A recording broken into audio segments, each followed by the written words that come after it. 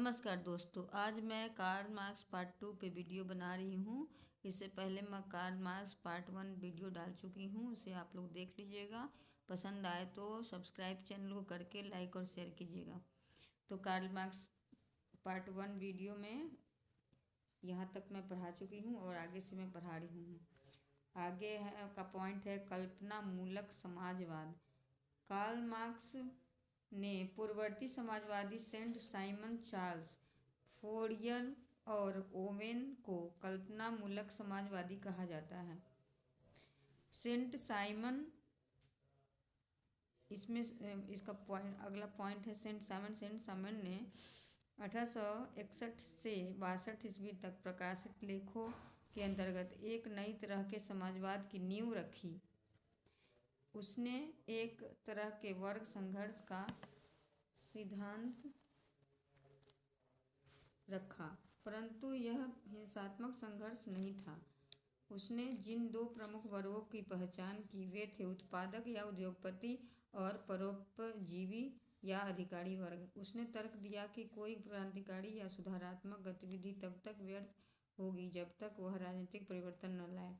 Charles Fourier 19वीं सदी के प्रारंभ का फ्रांसीसी सामाजिक आलोचक और साम्यवादी विचारक था। फोरियर ने अपनी महत्वपूर्ण कृति the social destiny of man, मनुष्य की सामाजिक नियति 1808 के अंतर्गत मानवता की मुक्ति के लिए अपनी योजना प्रस्तुत की। उसने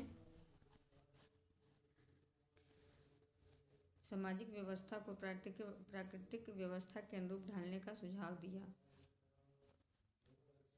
फोरियर के बाद रॉबर्ट ओवेन 19वीं सदी के प्रारंभ का ब्रिटिश उद्योगपति, मानव प्रेमी और सहकारिता आंदोलन का अग्रदूत था। उसे आरंभिक समाजवादी माना जाता है।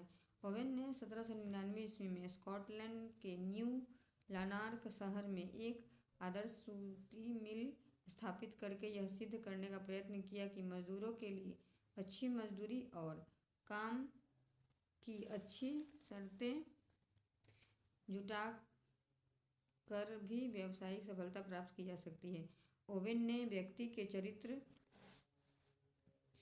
को साधन के रूप में शिक्षा की भूमिका पर विशेष बल दिया।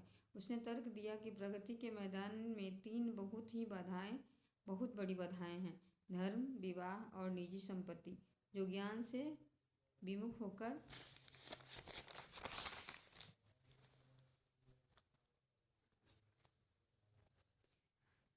अलौकिक विश्वासों और अनुपयुक्त नैतिक मूल्यों को बढ़ावा देती है। द्वंद्वात्मक भौतिकवाद। द्वंद्वात्मक भौतिकवाद का सिद्धांत मार्क्स के संपूर्ण चिंतन का मूलाधार है।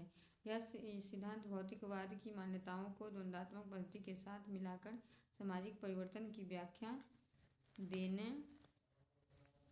का प्रयत्न करता है। इस सिद्धांत के प्रतिपादन में मार्क्स ने द्वंद्ववाद का विचार हीगल की द्वंद्वात्मक पद्धति से ग्रहण किया और भौतिकवाद का दृष्टिकोण फायरबाख से हुआ। मार्क्स ने इस सिद्धांत को समस्त साम्यवादियों के लिए एक दिशा निर्देश यंत्र की उपमा दी है।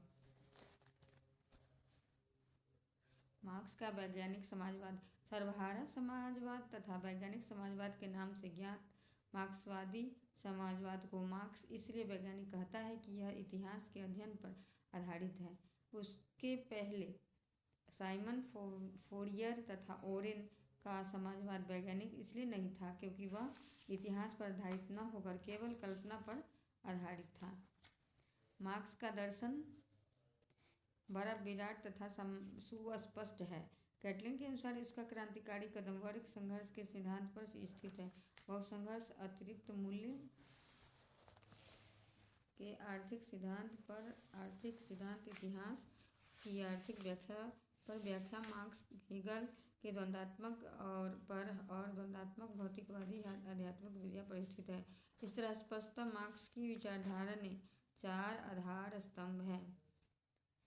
मार्क्स की विचारधारा के चार आधार स्तंभ हैं: द्वंद्वात्मक भौतिकवाद, इतिहास की भौतिकवादी व्याख्या, वर्ग संघर्ष का सिद्धांत, अतिरिक्त मूल्य का सिद्धांत। ये चारों स्तंभ जिन पर मार्क्स ने अपने दर्शन का भवन निर्मित किया है, एक दूसरे से गूंथे हुए हैं तथा उसकी विचारधारा की अविभाज्य इकाई है। द्वंद्वात्मक प्रक्रिया। मार्क्स का द्वंद्वात्मक भौतिकवाद हीगल की द्वंद्वात्मक पद्धति पर आधारित है। हीगल यह मानकर चलता है कि समाज की प्रगति प्रत्यक्ष न होकर एक टेढ़े मेढ़े तरीके से हुई है। इसके 3 अंग हैं: वाद, प्रतिवाद और संवाद। मार्क्स की द्वंद्वात्मक पद्धति का आधार हीगल का यही द्वंद्ववादी दर्शन है। क्रांति का सिद्धांत मार्क्स और एंगेल्स के ऐतिहासिक भौतिकवाद की संकल्पना के साथ निकट से जुड़ा है। इस सिद्धांत के अनुसार जब उत्पादन की शक्तियाँ इतनी विकसित हो जाती है कि पुराने उत्पादन संबंध उनके पाँव की बेरियां सिद्ध होते हैं, तब वे संबंध इस शक्तियों को ज़्यादा देर तक नहीं संभाल पाते और एकाएक छिन्न भिन्न हो जाते हैं। उदाहरण के लिए, औद्योगिक उत्पादन शुरू हो जाने पर जमींदार किसान का सामंत युगीन संबंध उसे संभाल नहीं पाता और वह ऐसे ही टूट जाता है। इस सिद्धांत के अनुसार सामंतवाद से समाजवाद के युग में प्रवेश के लिए 2 क्रांतियाँ जरूरी थी। पहला है बुजुर्वा क्रांति, जिसमें बुजुर्वा या पूंजीपति वर्ग सामंती अविज्ञात वर्ग को धराशायी करके कृषिकीय समाज से जुड़े हुए विशेषाधिकारों का अंत कर देता है और पूंजीवाद की स्थापना करता है। दूसरा है सर्वहारा क्रांति, जिसमें सर्वहारा या कामगार वर्ग पूंजीपति वर्ग को धराशायी करके पूंजीवाद के साथ जुड़े हुए विशेषाधिकारों का अंत कर देता है और समाजवाद की स्थापना करता है। मार्क्स के अनुसार फ्रांसीसी क्रांति 1789 बुजुर्वा क्रांति की प्रतीक थी। अब है आगे का पॉइंट है राज्य संबंधी विचार।